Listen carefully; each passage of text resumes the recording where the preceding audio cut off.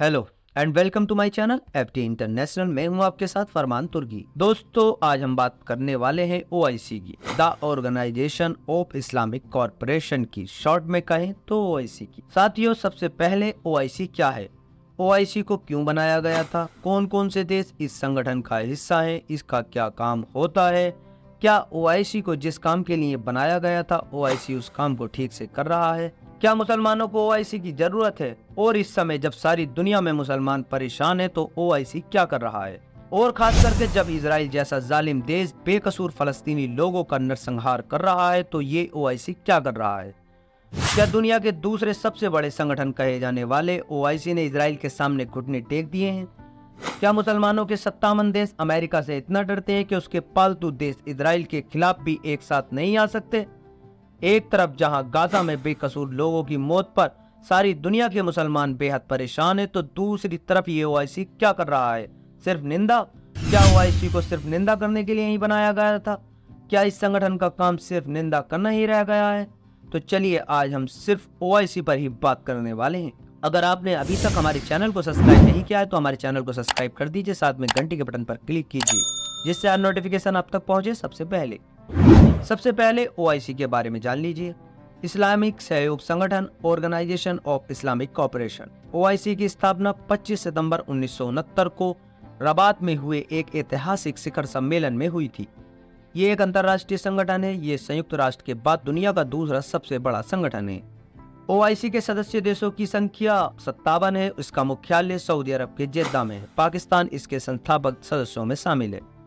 रूस और थाईलैंड जैसे देशों के पास इसका विशेष दर्जा है, जहां मुसलमानों की संख्या तो कम है। इस संगठन को दुनिया भर के मुसलमानों की आवाज कहा जाता है। ओआईसी में संयुक्त अरब अमीरात और सऊदी अरब की मुख्य भूमिका है। और अगर ये कहा जाए कि ओआईसी का बॉस सऊदी अरब है तो ये भी कोई गलत नहीं है।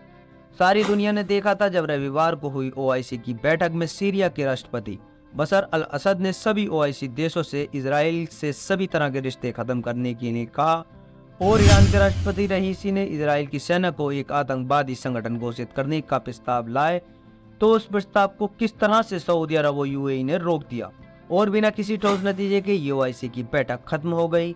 इस ओआईसी की बैठक में क्या हुआ? सिर्फ निंदा यही काम रह गया है बस ओआईसी का। ओआईसी का जो शिखर सम्मेलन होता है वो हर 3 वर्ष बाद किया जाता है। लगभग 34% मुस्लिम आबादी वाला इथोपिया इसका सदस्य नहीं है, और मेरे हिसाब से तो ये बहुत ही अच्छा है इथोपिया के लिए जो इस संगठन का सदस्य नहीं है। जो देश इसके सदस्य हैं उनका हाल ही देख लो। आप लोगों के सामने है फलस्तीनी शहर गाजा। क्या किया है ओआईसी ने गाजा के मुसलमानों के लिए? अब लौटते हैं ओआईसी की हिस्ट्री पर। ओआईसी के विदेश मंत्रियों की पहली बैठक वर्ष 1970 में हुई थी और ओआईसी के कैलेंडर को साल 1972 में अपनाया गया था। 28 जून 2011 को अस्थाना कजाकिस्तान में 38वीं बैठक के दौरान संगठन का नाम ऑर्गेनाइजेशन ऑफ इस्लामिक कॉन्फ्रेंस से बदलकर ऑर्गेनाइजेशन ऑफ इस्लामिक कॉपरेशन कर दिया गया था। साथियों, अब जो मैं आपसे बात करने वाला हूं उसको जरा ध्यान से सुनना। ओआईसी को क्यों बनाया गया था? इसका उद्देश्य दुनिया के विभिन्न देशों के बीच अंतर्राष्ट्रीय शांति और अच्छे कामों को बढ़ावा देना, साथ ही दुनिया के मुस्लिम समुदाय के हितों की रक्षा करना, उनको संरक्षण देना, सदस्य देशों के मध्य आर्थिक, सामाजिक, सांस्कृतिक, वैज्ञानिक और अन्य महत्वपूर्ण क्षेत्रों में इस्लामिक एकजुटता को बढ़ावा देना तथा अंतर्राष्ट्रीय संगठनों से जुड़े सदस्यों के साथ बातचीत की व्यवस्था करना था।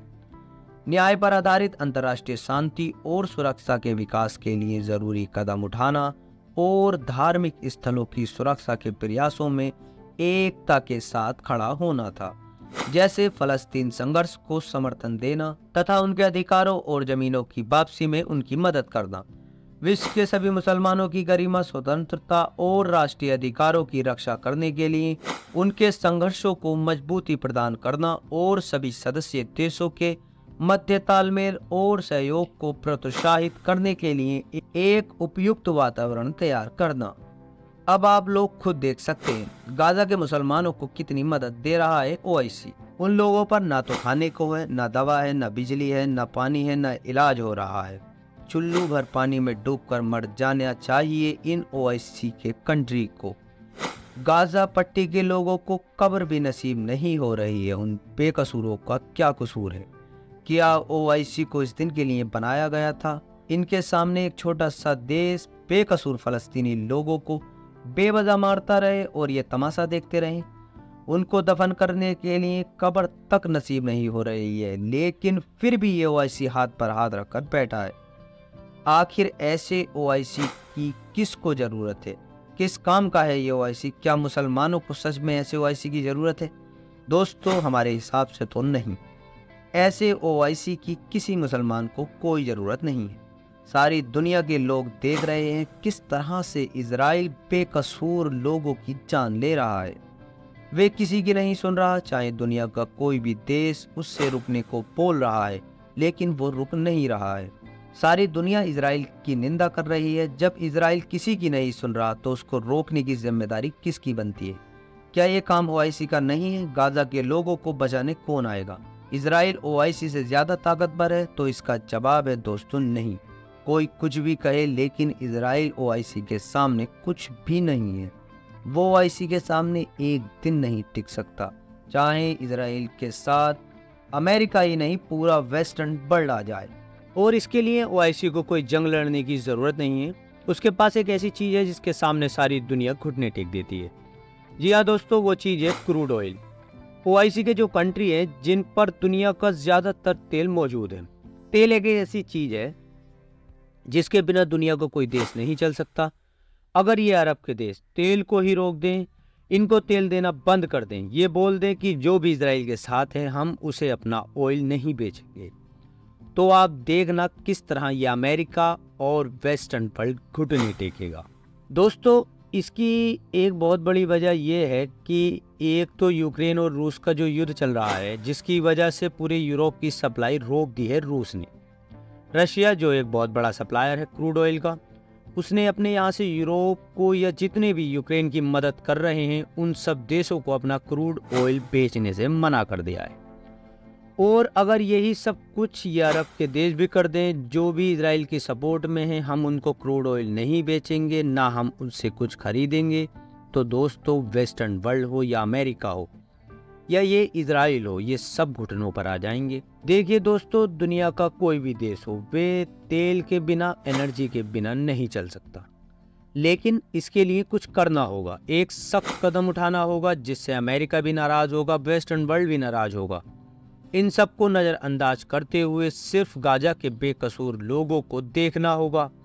इनको बोलना होगा कुछ दिनों के लिए हम पर डॉलर नहीं आएंगे या हमारा बिजनेस खराब होगा।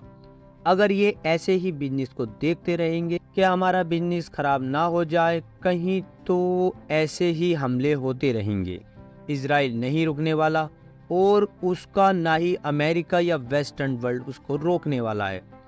दोस्तों, अमेरिका क्यों रोके इजराइल को? अमेरिकन तो इसमें नहीं मर रहे, वहाँ सिर्फ बेकसूर मुसलमान मर रहे हैं, और इसके लिए मुस्लिम देशों को ही कुछ करना होगा। दोस्तों, इसके लिए ओआईसी को ही कुछ करना होगा। उसको इजराइल और इजराइल के सारे सपोर्टिंग कंट्री को तेल रोकना होगा, उनसे कारोबार बंद करने होंगे, उनसे सारे रिश्ते तोड़ने होंगे, तभी जाकर ये इजराइल रुकेगा और इस अमेरिका को भी अकल आएगी। दोस्तों, मुस्लिम कंट्री इतने कमज़ोर नहीं है कि अमेरिका वहां आकर अब इन पर हमला कर सके। दोस्तों, वक्त बदल चुका है, अब ऐसा कुछ नहीं हो सकता। दूसरी सुपर पावर तैयार बैठे हैं, चीन और रूस। वो चाहते हैं दोस्तों ये अरब के देश हमको मौका दें, ये हमारी साइड में आ जाएं। मगर दोस्तों, ये अरब अमेरिका को छोड़ना ही नहीं चाहते। अमेरिका से अपनी रक्षा कराते हैं और बदले में इनको अपना तेल बेचते हैं और ये सब कुछ देते हैं। दोस्तों, ये इजराइल को खुली छूट देते हैं, अमेरिका इजराइल को खुली छूट देता है, ये अमेरिका को खुली छूट देते हैं। दोस्तों, इनकी कितनी भी बेइज्जती हो जाए, अमेरिका इनको कुछ भी कह दे कि ये एक दिन भी नहीं टिक पाएंगे, लेकिन इनको पैसे से प्यार है, बस इनके पास पैसा आता रहे, इनकी सुरक्षा अमेरिका करता रहे। ये लोग सिर्फ यही कर रहे हैं। दोस्तों, अगर ये चाहेंगे तो गाजा की बमबारी रुकेगी, वरना पूरा गाजा कब्रिस्तान में तब्दील हो जाएगा, और ये ओआईसी वाले ऐसा करेंगे नहीं। ये तो बस अपने 7 स्टार होटलों में पार्टियां करेंगे, ये तो बस स्पोर्ट इवेंट और म्यूजिक इवेंट करवाएंगे और नाचेंगे, ठुमके लगाएंगे। हमको तो इनसे कोई उम्मीद नहीं है। ये किसी मुसलमान के लिए अपना बिजनेस खराब कर ही नहीं सकते। बाकी दोस्तों, आप भी कमेंट कर ज़रूर बताना, क्या ओआईसी कोई ठोस कदम उठाएगा या नहीं। और अगर ये ओआईसी गाज़ा के लिए कुछ नहीं करता है तो क्या इस ओआईसी की मुसलमानों को कोई ज़रूरत है। साथियों, आज की वीडियो में इतना ही। वीडियो कैसी लगी कमेंट कर ज़रूर बताना। वीडियो अगर अच्छी लगी हो तो वीडियो को लाइक करना, चैनल को सब्सक्राइब करना। थैंक यू, धन्यवाद।